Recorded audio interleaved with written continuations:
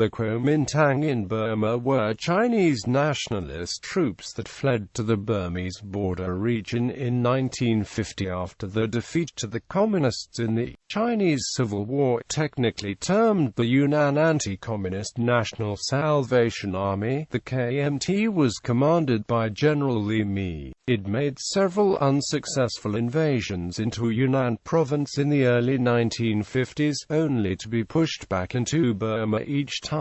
The entire campaign, with logistical support from the United States, Taiwan, and Thailand, was controversial from the start. It not only violated Burmese sovereignty and destabilized the political situation in the fledgling Burmese nation, but also saw the Kuomintang's involvement in the region's lucrative opium trade. In 1953, the frustrated Burmese government appealed to the United Nations and put international pressure on Taiwan to withdraw its troops the following year. It was not until coordinated Sino-Burmese military operations in 1961 that forced the complete evacuation of the KMT troops and drove the remaining troops out of Burma into neighboring Laos and Thailand. Background: Civil war broke out in Burma soon after it gained independence in 1948.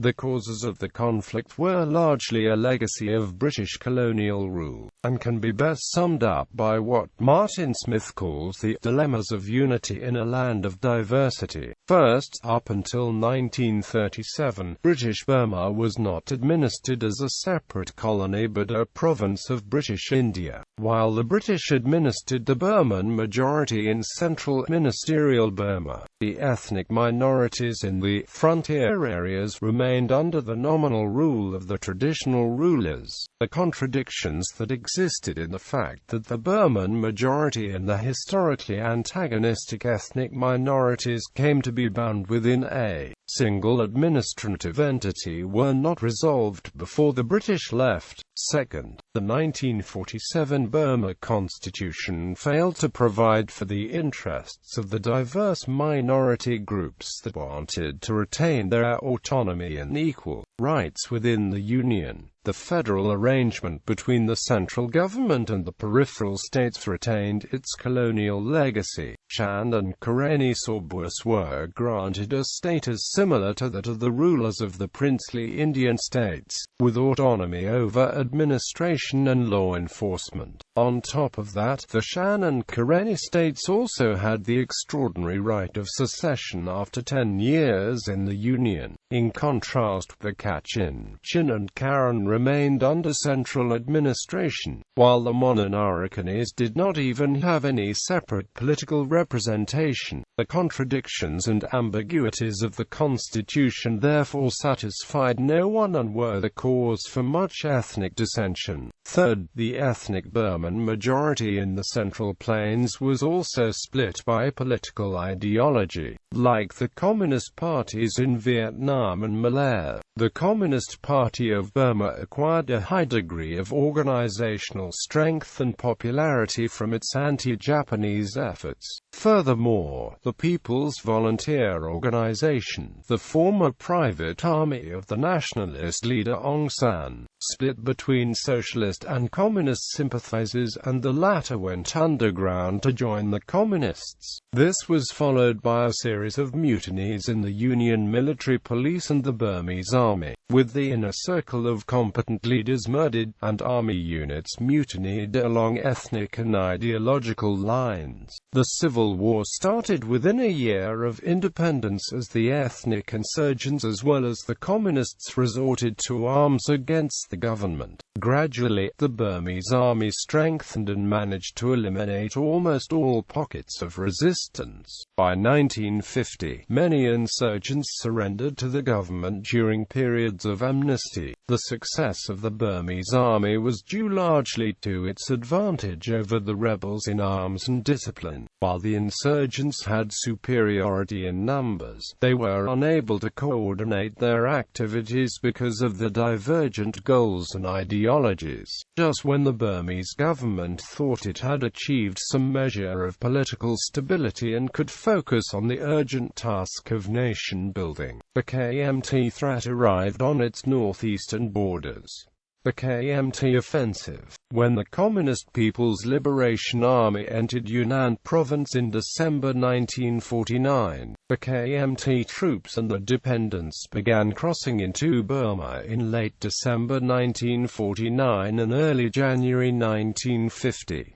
Those Kmt troops were members of the 8th Army commanded by General Li Mi, the 26th Army under General Lu Kuo and the 93rd Division under Major General Ma Chaw-yu. They settled in Kuomintang, one of the Shan states near the Thai-Burma border, at the village of Tekilek. General Li Mi took command of the Kmt army in Burma, and it grew steadily over the next few years as more stragglers made the way across the border, and the army recruited from the local population. By March 1950, there were around 1,500 Kmt troops occupying territory between Kuomintang City and Tekilek. By April 1951 that number grew to more than 4,000 and by year-end it rose to 6,000. It would then double in 1952. In June 1950, the Burmese government demanded that the Kmt either surrender or leave Burma immediately. The Kmt field commander who received the Burmese request not only refused to comply but declared that the Kmt troops had no intention of either surrendering or leaving the area, and would retaliate with force if the Burmese army initiated military action. In response, the Burmese army launched a drive from Kuomintang City and captured Tekilek within weeks. Forced out of Tekilek, the Kmt established a new base camp at Mong-Hsat in July 1950.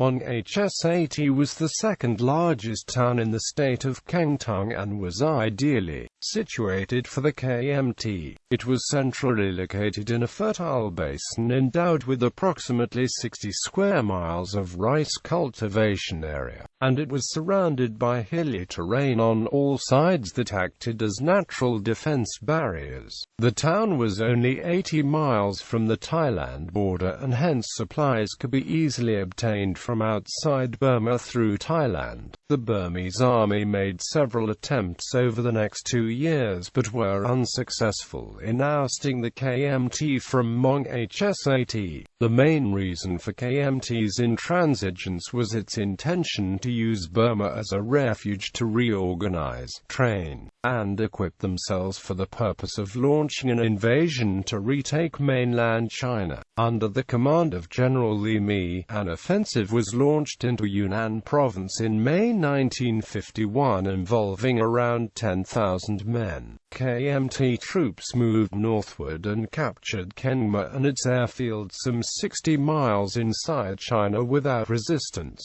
However, as they advanced further north, the 40,000-strong People's Liberation Army counterattacked. Li Mi's army suffered huge losses and retreated back to Burma after less than a month in China. The Kmt made 2 more abortive attempts in July 1951 and August 1952 that took heavy casualties, after which they never invaded Yunnan again and instead settled along the border to gather intelligence and monitor signs of a possible communist Chinese advance into Southeast Asia.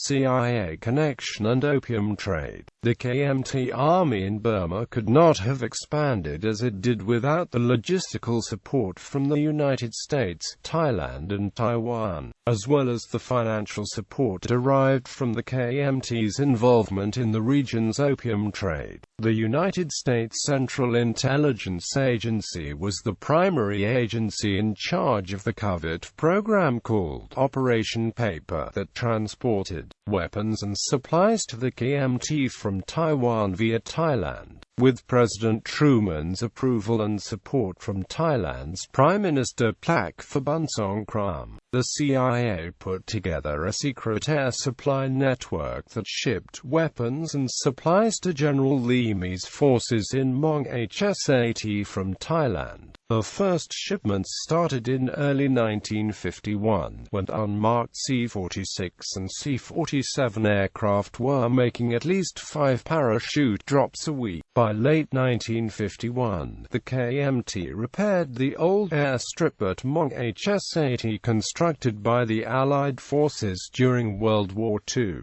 The enlarged airstrip could handle large 4-engine aircraft and allowed the KMT troops to obtain newly manufactured American weapons from Taiwan. CIA advisors also accompanied the KMT army in the Yunnan invasion in May 1951, and some of them were killed during the offensive. Following the failed attempt to re-enter China in August 1952, the KMT appeared to change its policy of using Burma as a base of operations for the invasion of Communist China to permanent entrenchment in the Shan area. The KMT stopped concentrating their forces near the China border in late 1952 and spread out across the Shan states as well as parts of the Kachin state. Eventually it gained control over the Shan territories between the Salween River on the west, the China border on the east, and Thailand on the south. The KMT army removed all Burmese government officials and became the only effective yet harsh government that ruled over the population of 1 million. The KMT-controlled territories made up Burma's major opium-producing region, and the shift in KMT policy allowed them to expand the control over the region's opium trade. Furthermore, Communist China's forced eradication of illicit opium cultivation in Yunnan by the early 1950s effectively handed the opium monopoly to the KMT army in the Shan states. Prior to the arrival of the KMT, the opium trade had already developed as a local opium economy under British colonial rule. The main consumers of the drug were the local ethnic Chinese and those across the border in Yunnan and the rest of Southeast Asia. The KMT coerced the local villages for recruits, food and money, and exacted a heavy tax on the opium farmers. This forced the farmers to increase the production to make ends meet. One American missionary to the Lahu tribesmen of Kuomintang state even testifies to the torture the KMT committed to the Lahu for failing to comply with the regulations. The annual production increased 20-fold from 30 tons at the time of Burmese independence to 600 tons in the mid-1950s.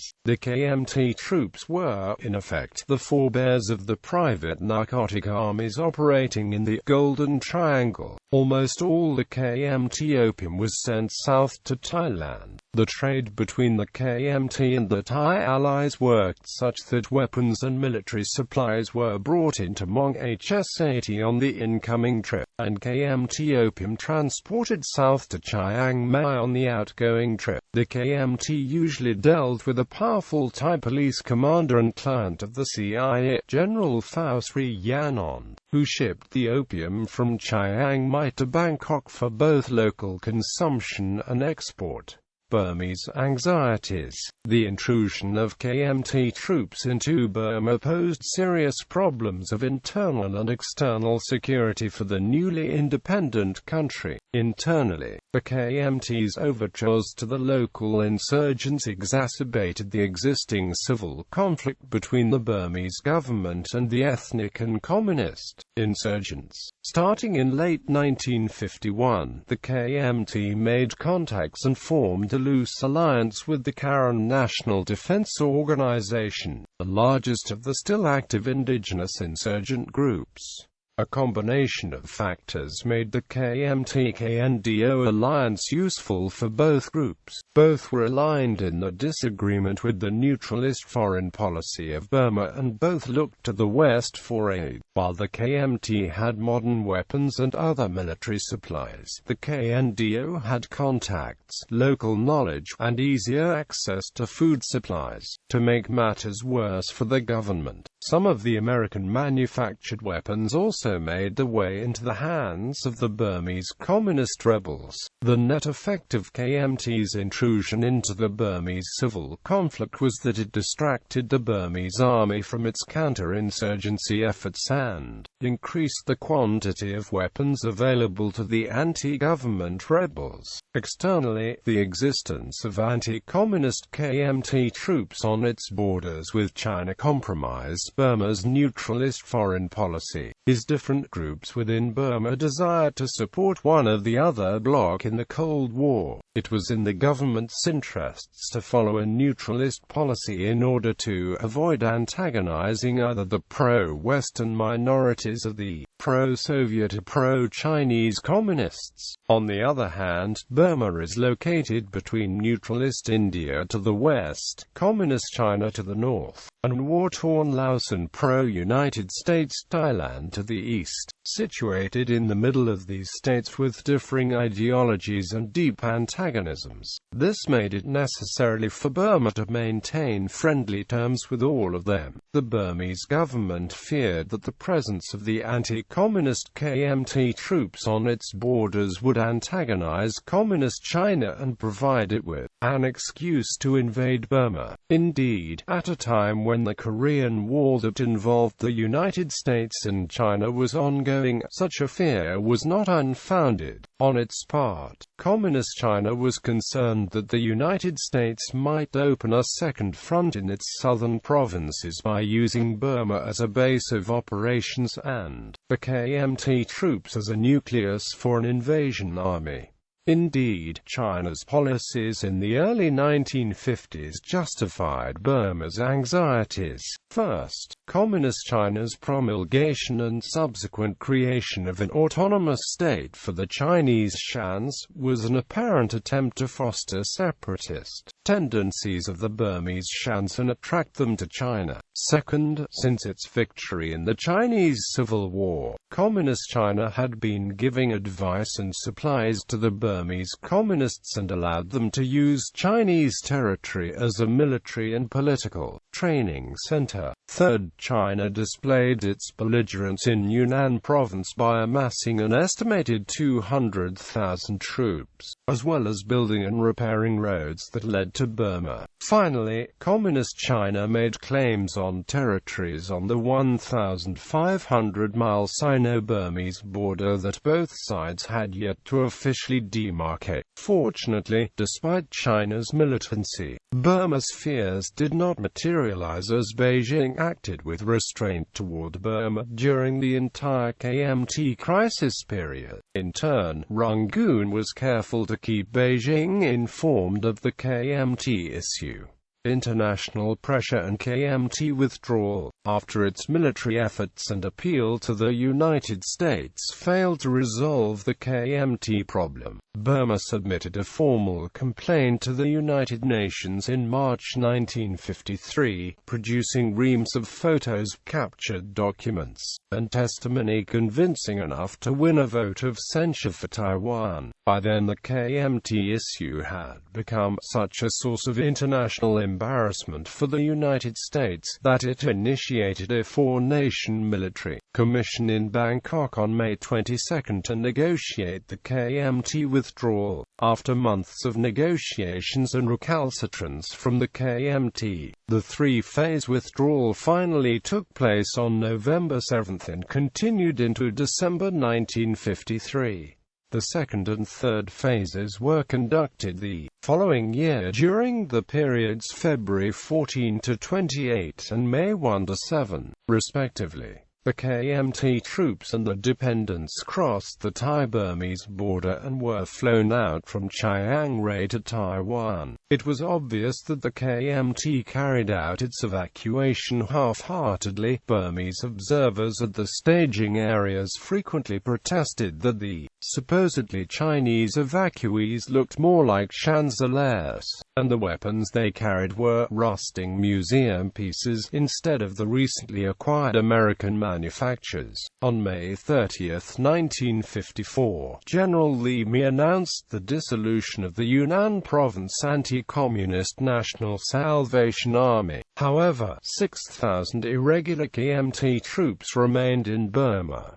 Fighting began again a month later, and continued sporadically for the next 7 years. With the assistance of Communist Chinese troops, the Burmese army conducted a series of successful military operations in 1961 that finally broke the back of the KMT irregulars. Furthermore, on February 15, 1961, the Burmese army managed to down and capture a patrol plane that attempted to drop supplies on the KMT. That incident provided the Burmese government concrete evidence that Taiwan had been supplying the KMT guerrillas with military supplies of American origin. The diplomatic crisis that ensued prompted the United States to exert strong pressure on Taiwan to evacuate its remaining troops from Burma. Between March 17 and April 31, 1961, Taiwan evacuated around 4,400 KMT guerrillas and dependents. The rest, a handful about 450 to 700, either remained in Burma or fled to Thailand and Laos. Aftermath. In general, scholars agree that the KMT crisis was an event of significant impact on Burma's history. The KMT intrusion into Burma had the unintended consequence of precipitating the nationalist sentiments into several ethnic insurrections led by the Shan, Wa and other ethnic groups. As noted earlier, the Shans were largely loyal to the newly independent Burmese government throughout the KMT crisis, as they were a signatory to the historic Panglong Agreement that granted them secession rights. However, as the Burmese army was increasingly deployed into Shan state to suppress the KMT presence, the Shans grew increasingly disaffected with Burmese rule. When it came to time for the Shans to deliberate on the status within the Union in 1958, the negative experience of the army's repressive actions was an additional argument for greater autonomy. As a result, the Burmese army led by Ne Win, determined to maintain the integrity of the Union, mounted a coup against the government and abrogated both the 1947 Constitution and the rights of the Shan and Karenni states to secede. According to Mary Callahan, the KMT crisis presented a formidable threat to Burma's sovereignty and proved to be a catalyst that forced the Burmese army's institutionalization, turning it from a band of guerrilla fighters into a professional army. Callahan argues that the Burmese army's transformation gave it enormous autonomy and authority to define who were citizens and enemies in the ethnically diverse state. This transformation laid the foundation for its eventual consolidation of authority in the 1950s that culminated in its takeover of the government. Robert Taylor makes a similar argument about the significant consequences KMT intervention had on Burma's political, economic and ethnic problems. The KMT army's involvement with the local rebels not only contributed to the Burmese state's failure to deal with the insurgencies, but also stunted Burmese efforts in national integration and economic construction. Other scholars have been critical about the manner in which the United States handled the KMT issue. Kenneth Young's thesis highlights the Cold War context of the concurrent Korean War as well as the complicated foreign relations between Burma, Thailand, China, and the United States. He argues that Operation Paper, the covert CIA program devised to aid the KMT troops in Burma, was a complete failure for the United States. Not only had the United States failed to contain Sino-Burmese relations, it had alienated Burma through its handling of the KMT issue and its failure to restrain the Chinese Nationalists. Furthermore, Alfred McCoy questions CIA's complicity in KMT's involvement in the opium trade, considering the CIA's role in facilitating the supply network for KMT and the alliance between the KMT and high-ranking Thai officials. After the joint Sino-Burmese military campaign evicted the KMT remnant guerrillas from the Shan states in 1961, the guerrillas retreated across the border to Thailand and dominated the opium trade in the Golden Triangle region until the 1980s. In popular culture, the escape of the KMT and the dependence from Yunnan Province to Burma has been given a sympathetic portrayal in A Home Too Far, a 1990 Taiwanese war drama film directed by Chu Yenping starring Andy Lau and Tu Chung Hua. It is based on a novel by Bo Yang, which is based on the true story of the KMT's experience in Burma's border and invasion attempts in Yunnan Province.